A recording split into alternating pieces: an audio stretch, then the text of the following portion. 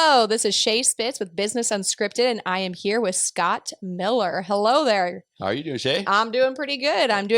Thank you for being here. Glad to be here. Yes. So Scott, you kind of know, you're kind of part of a lot of different organizations, businesses here in the Columbus area. So tell me a little bit about you and maybe some of the businesses that you kind of run and operate on a daily basis. Okay. Well, I'm a lifelong resident of Columbus, in the Columbus area. I grew up on a farm southwest of Columbus between Columbus and Duncan. And when my brother got married, we kicked the family off the farm and moved into Columbus so I could finish out my schooling here. And then went to the university. I got a degree in animal science, and knew I was always going to come back to the farm. And so I started working with my brother and my father. And over a number of years, we developed our own businesses. And I moved up by Platte Center. And was trying to build a cattle feed yard and some, the normal family farmer business. Yep. And had the opportunity to feed cattle for other people. And that started me on a path of providing services to others. And I enjoyed doing that. I enjoyed starting watching how the business evolved, and kind of just kept going with the flow. Yeah. And as things, some worked out well, some didn't. But it kept getting me a little more encouraged. So I started branching even outside the traditional ag fields. Yeah. Yeah. So the feedlot that you're referencing, is that kind of out by where I live, right? The one out by Platte Center? Yes. East of Platte Center? Yep. So we sold that a couple of years ago. Okay. So I have two boys, Brandon and Jordan. Neither of them wanted to come back and run a traditional ag production business. Jordan's a CPA here in Columbus. Oh, yes. And then Brandon is actually in Lincoln, and he is a web systems or IT CTO, whatever you want to call that position. Oh, my gosh. But both are actively involved in the businesses that I'm involved with. And so it really worked out well. I get to run the businesses, and they get to make them function right. Yeah, that's awesome. That's perfect. So when you started the cattle feedlot, what direction did you end up going, and why did you decide to go that direction? Well, we started with the feed yard, because that's what I grew up in. Yep. Okay. And corn farming, soybeans, and then feeding cattle. Did some cow-calf work, and then started my own cow herd for a while. Didn't fit the right buttons for me, so we let that go. And then as we began to expand the feed yard, I looked at using customers to help expand it. And of course, once you get to a certain point, you are under 𝐑𝐄𝐀𝐄 guidelines. So we had to get the permits for the feed yard. And I always try to figure out how to do things without spending money. Yeah. And an opportunity came along to bid the grass clippings for the city of Columbus to compost those. Oh my gosh. So we started a composting business, taking cattle waste, and then working with the city, taking yard waste, blending the two together and making fertilizer, and then selling that out. Oh my gosh. And that actually kind of covered the cost of doing the permitting process for the feed yard. Oh my gosh. Wow. That's crazy. Yeah. So then where did you go after that? Well, then one of the things as we began to expand the feed yard, we had customers that were wanting to do risk management. So Sarah 𝐒𝐏𝐈𝐓𝐙, she's a partner in one of my businesses. She and I both got our licenses for trading commodities. So we started hedging programs for feeders and local producers, and it kind of actually had more customers outside the area because of where our customer base was at. Yeah, yeah. Oh my goodness. Okay, so then right now, so fast forward however many years, so you're part of the chamber, and then you own the Evans House. We have the Evans House. Okay. That was how that kind of came about. Was one of the areas we started getting into. So we were licensed with the Certified Angus beef for our feed yard, as well as our restaurant, Traditions Inn. Oh, yes. And bed and breakfast. Yep. That's my wife's project. And they asked if we could feed cattle for the European market. And in order to do that, you have to get certified by the USDA and have a quality manual and show how you're going to control these processes. Yeah. And we did that. And the packer called up and asked who did our paperwork because they needed some more done. And when I explained to them that I did it, I found out I was in a new business. So we certified 20 more other operations and launched Samson Process Verified. Oh my gosh. And that's what created our office to grow. And so we were getting ready to build up by Dual Lift. Okay, yeah. And driving by the Evans House and thought, what if that's for sale? Yeah. And it was. So Was it actually for sale, or you reached out to them directly and they were interested in selling? It was quietly for sale. Okay. And so Chris Nelson Yeah. uh, contacted the owner, which is Dave Hughes, Okay. and we got that set up, and actually got it. It was a reasonable purchase. Yeah. Yeah. And then that became my hobby of trying to remodel it, to restore it back to its original ambiance. Yeah. Yeah. And you're doing quite a bit even now, or last time I was there, you're doing a lot of renovations on the upper level with the bathroom, or putting a bathroom up there. Is that right? Putting it back. Well, it's the original bathroom, so everything's there. We just have to put it back together. Just put it there. Yeah. Redo the floors and redo the walls. And so that's the last 2 rooms we're working on. Okay. So what does the Evans house all have to do and have to offer, even for the community? Okay. So we kind of open it up to the community. One of the things we do is we have a little group that gets together, in fact, tonight, and just talk about ways of helping improve the community, things we could do to support it. That's what led to the Ramada Columbus.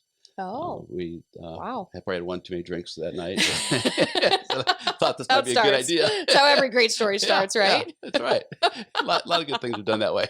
Absolutely. And it's been amazing the number of business connections that have been happening through that group. Yeah. And nothing formal. It's just something we kind of get together. And another thing that came about through that group and also the hotel is Columbus in Action. And that is an organization. It's a nonprofit that has put the bikes out in the community. Oh, wow. So there's 4 bikes to be rented down at the hotel. Yeah. There's 4 at the Columbus Community Hospital and 4 at the Wellness Center. Yeah. So this was a joint project between the Columbus in Action and the hospital. They provided a donation or the monies to put it together, and then we operate it. Yeah. Oh, really? I did not realize that. Okay. Yep. That's awesome. Well, thank you for that. And I hear really good feedback. My in-laws were just saying that they had a blast doing it. They did it for like an hour and a half around town, and it was a good time. So there's people who enjoy it. Yeah. So we're looking at actually repositioning a few of the bikes to downtown, so they'd be available down there. Okay. And then this summer, we're trying to open up a collaborative center at the old Steffi building, the service garage. Okay. Okay. So in there, we're participating with the 2 other tenants. One, which is Jordan, it's going to move his CPA office over there. Okay. Okay. And then we'll have a collaborative space in the middle with a gallery where people come in and work, meet other people. There's a conference room, a podcasting room. Really? And so people want to work there. And then also there'll be a tap room with the outdoor courtyard with pickleball courts. And oh my gosh. so we're having fun with that one right now. Yeah, I would say now it's almost like a hobby more than anything for you at this point in time. I'm kind of guessing. Yeah. Ish, but no, that's a fair statement because as our business have kind of matured, I'm able to kind of hand those off to some great staff and of course Brandon Jordan. And then that lets me just start businesses and hand them off to somebody else again. Yeah. I mean, you hear that all the time, that people who are pretty successful, they start a business, they hand it off, they do another one, or people retire, entrepreneurs retire. Well, entrepreneurs don't ever retire. No. They don't. They say they do, and then they're like, well, now I'm bored after, 3 days of sitting around, so I'm just going to go start another business. And I love hearing those stories. That's the thing that scares the staff most is whenever I get, things get slow, then I find something else to do, and they pay the price. Yes. They pick up the slack, right? They do. That's exactly that. So I always say that, like, once I get really comfortable with where I'm at and I kind of start getting bored, I'm like, okay, what else do I need to do? I need to do something else to kind of push myself, but then also to like stay engaged and entertained in all reality. And that's kind of how the whole Airbnb happened for me. I was bored one day and I'm like, well, what else do I need to do right now? Because I don't have enough on my plate, but I was bored for like 5 minutes, and then that just came about. And so I'm sure that happens a lot with you guys. So tell me a little bit about what the Steffi building. So what exactly is that, and how did that get started? Okay, well, of course, it sits across the alley, or not the alley, but the street from the Evans house. Yep. And of course, my window looks right out at it.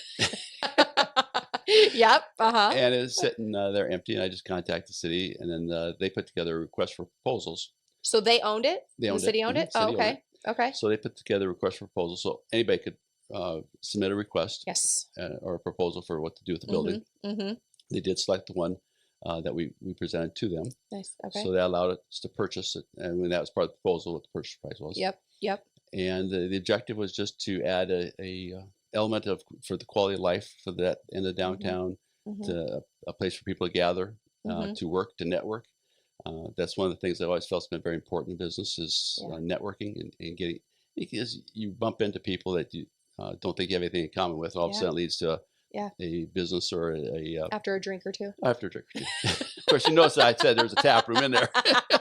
But honestly, it really does. It just kind of helps open up that dialogue that people kind of are a little bit reserved. And then once you give them that liquid courage, I guess you could say. And even just if it's just snacks or it could be tea too. Mm-hmm. It gives that a chance for people to get together, talk and just start exploring the ideas. Yeah. So there's going to be a lot of moving parts with that because I'm sure that you'll have to probably have like a liquor license and then a lot of other permits and stuff to be able to run and operate all of those businesses in one. So we have someone that's looking at that, and they're taking that as their own business, and they'll be buying into the building itself. Nice. Okay. So they can have and it's a local entrepreneur, and they're looking at getting more involved. And then the courtyard area with the pickleball courts and outdoor seating and food truck, that become a common space where people can just come and hang out and, enjoy their That's afternoon. So cool. That is awesome. So when is your anticipated completion date, or do you kind of have that yet or not? Don't really have it. We're finalizing the plans. Yeah. We got some things going on there. We got the sprinkler system put in because that's one of the requirements for having a tap room in there. Okay. So it's progressing. We're hoping that sometime this summer to get things opened up out there. Oh my gosh, that's awesome. So have you started the renovations at all? Yes. You have. Okay. So I have another business now. It's called demolition. Oh my gosh. I'm great at Are you looking for volunteers? Anybody? Well, I'm just about done. If you got a sledgehammer available, we got one more room to take out yet. But I'm great at demolition. I can't put things together. Right? Like, yep. So I have others that do a very good job at that. And, oh my gosh. And it's kind of fun because the Evans house actually brought together all the different people. And of course, we did the remodeling at the Ramada. So I had a lot of contacts. So I'm kind of overseeing it myself, and everybody's patient with me. Yeah. Oh, that's so cool. I did not know anything about that. Do you have a name for the business? It's Columbus Innovation Center is the company that will own the building and put things together. And so the Innovation Gallery will be in the center part. Yeah. And it'll be open, like I said, during the day. There'll be a membership fee. So if somebody just needs an office for a day, they can pay us maybe $20. Yeah. And meet clients there. And then, of course, at nights, so we could have it open up to like the art gallery if they want to do a showing there, or if just receptions. That is so cool. That is really neat. I had no idea that was happening, but of course, that's what I mean. Like Columbus just there really is a lot more to offer than what people think. And so hearing your story is awesome. So where did you get this idea? A long time ago, Columbus had a downtown business plan put together, say probably more than that, probably 8-9 years ago. And part of it was having a technology center so that people could work and then live downtown. And so that's always been in the back of my mind. And of course, I didn't quite get all the pieces of the technology center put together. But there will be a managed service provider that's office out of there. And but it'll still be the collaborative space where entrepreneurship can kind of start to take root and hopefully see what businesses grow out of that place. I'm excited. I'm excited to hear about that. I like having everything in one location. Just makes it a lot more convenient. Plus, it's downtown, and there's obviously a bunch of other businesses that they could kind of venture to throughout the day too and evenings. So that is amazing. Yeah. What else do you have? Many things. We're still involved with organics. We still work with ADM and haul sewage sludge from their plant. Oh my gosh. You're still doing that? Yeah. Oh, you are? Not me personally. No, but you're part of the entity or business that helps with that. Okay. And then obviously you have the Ramada and then Evans house. Now what's all in the Evans house? Primarily our offices, Jordan's office right now. And then we actually live there. Oh, okay. Yeah. Okay. So we moved in a couple years ago, and we kind of live in the back corner. Yeah. And it's so big. It's like a maze. Like if nobody's been in there, you don't realize how big it is until you're walking through, and it just keeps going. It really does. For those who are first timers, that's the common. That's how it feels. Common saying. But once you're in it for a while, the place shrinks. I'm sure. You just gotta know where you're going. And so we have events. Pat's working on having people that come in. Maybe like a reception or something on the third floor. And after Jordan moves out, we'll have the Bunny Club area open back up. I think some of the listeners may want to know a little bit more about the Bunny Club area. What was that? It was actually the first bunny club in the United States.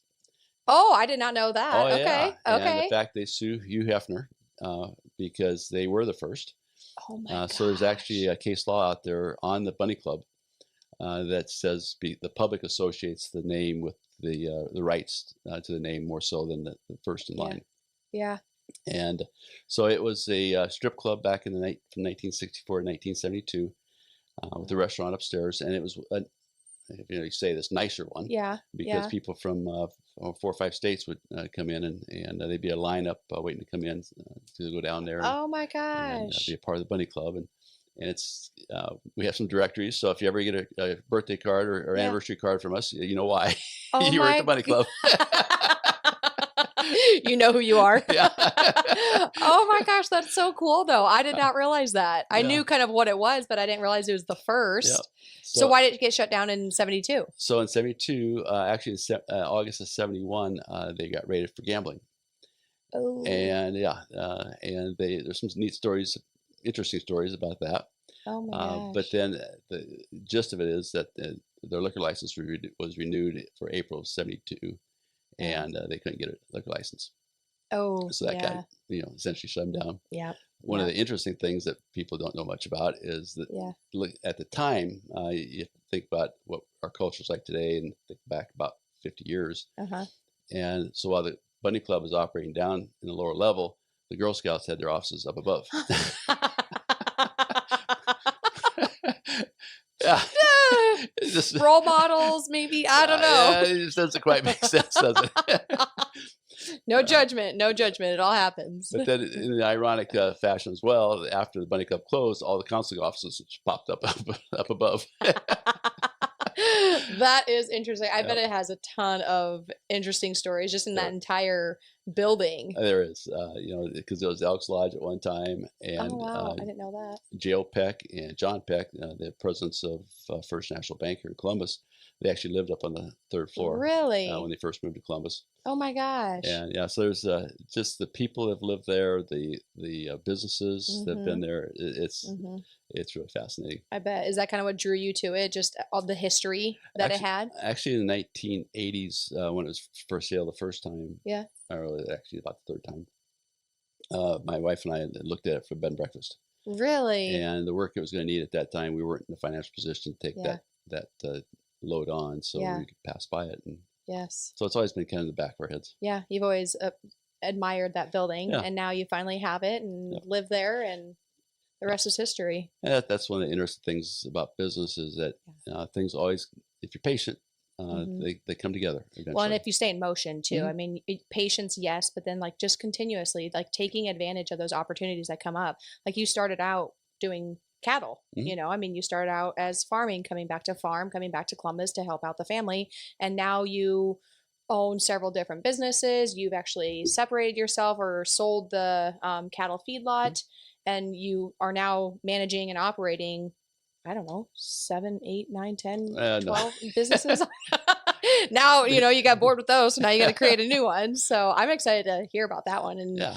definitely go there. So I guess through all of your changes and all of your ups and downs, as we all have, what would you say is the best piece of advice that you have received to help you professionally? Well, professionally, just the willingness to learn and a little bit of ignorance bliss, or blissful ignorance, maybe that's a better way to put it. Okay. Because if you enter into things knowing everything, you probably won't do it. Yeah. So you have to have just enough confidence in yourself that you don't know exactly what's going to go on, but you're confident you can navigate through the waters and it'll turn out all right.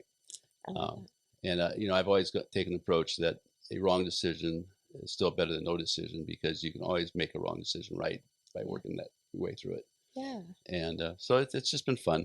I get to meet a lot of people, Yeah. and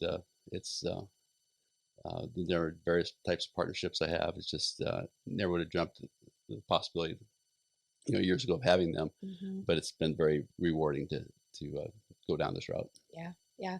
Well, that quote right there is Scott Scott Mueller. We're going to definitely promote that a little bit. So ignorance is bliss. No, I get what you're saying there, though. But thank you so much for being on the show, and I appreciate you coming in and taking time out of your obviously very busy day and schedule to be here to talk to me and kind of promote everything that you have going on. Well, thank you for inviting me, and I'll be looking forward to hearing these more in the future. Awesome. Thanks, Scott. All right.